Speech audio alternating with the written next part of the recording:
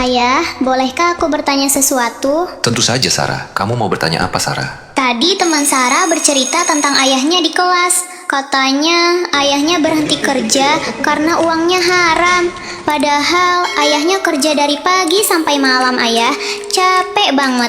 Buat keluarga juga kok katanya. Sekarang malah jualan bakso bakar. Dan ibunya sering marah karena penghasilan ayahnya jadi kecil, ayah. Terus, apakah kamu tidak bertanya kenapa ayahnya berhenti, Sarah? Sudah, ayah. Katanya ayahnya bilang kematian bisa datang kapan saja. Bisa saja kematian itu datang sebelum sempat berhenti, ayah. Dan kata ayahnya, Allah itu maha kaya. Kalau Allah melarang sesuatu, berarti Allah pasti siapkan pengganti yang lebih baik. Begitu kata ayahnya, ayah. Masya Allah. Itu namanya hidayah, Sarah. Hidayah itu mahal. Bahkan lebih mahal dari dunia dan seluruh isinya.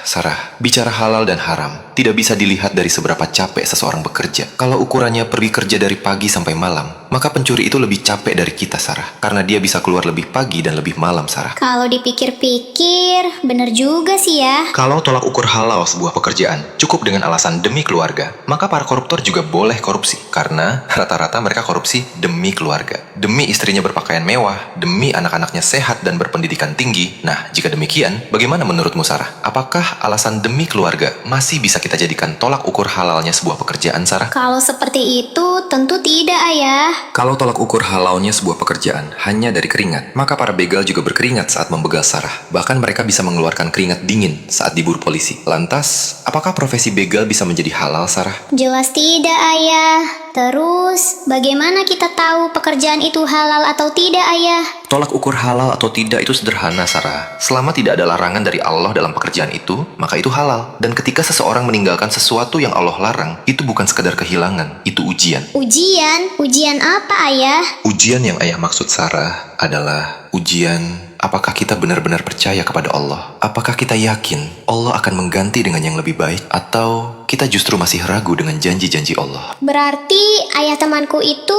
termasuk orang yang berani ya, ayah? Bukan cuma berani, ayahnya salah satu dari jutaan orang yang sedang dipilih Allah. Karena tidak semua orang mau meninggalkan sesuatu yang besar demi mencari sesuatu yang Allah halalkan. Dan beruntunglah orang-orang yang Allah beri hidayah dan Allah kuatkan hatinya untuk berubah menjadi lebih baik, Sarah. Sarah juga mau jadi orang yang dipilih Allah, ayah. Itu keinginan yang indah, Sarah. Tapi ingat, menjadi orang yang dipilih Allah bukan berarti hidupnya selalu mudah.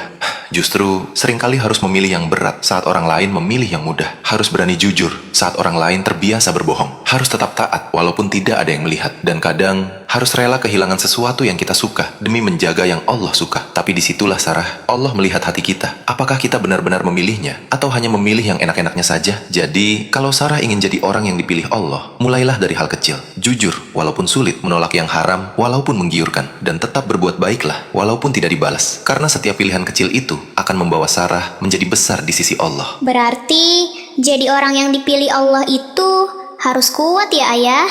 Iya, Sarah, kuat tapi bukan sendiri. Insya Allah, Allah lah yang akan menguatkan kita kalau kita benar-benar mau mendekat kepadanya. Sekarang, mungkin Sarah belum kuat seperti itu, ayah. Tapi Sarah mau belajar, ayah. Mulai dari hal kecil dulu. Seperti Sarah mau jujur, walaupun susah. Sarah mau pilih yang halal, walaupun harus nahan keinginan. Dan kalau suatu hari Sarah diuji, Sarah mau ingat kalau Allah lagi melihat Sarah, ayah. Masya Allah. Itu sudah langkah besar, Sarah. Semoga Allah jaga hati Sarah dan menjadikan Sarah termasuk orang-orang yang dipilihnya. Amin.